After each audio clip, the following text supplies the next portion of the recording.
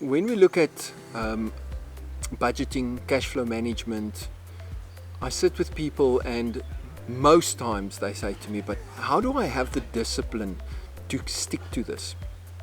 So the first thing I say to them is that it's not always about discipline.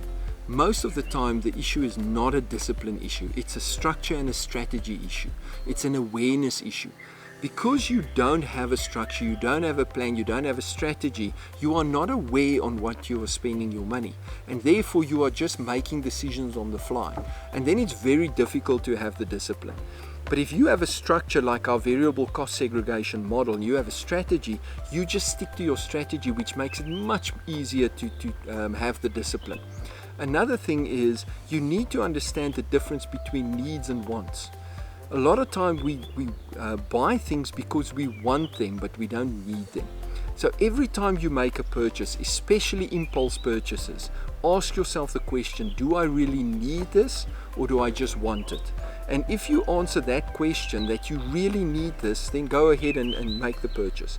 But if it's basically just a want, I just want to have this, then you have to really think about, is it necessary? Do you want to spend that money on something that you don't really need? And if you have a strategy, your strategy will tell you if you can afford to or not.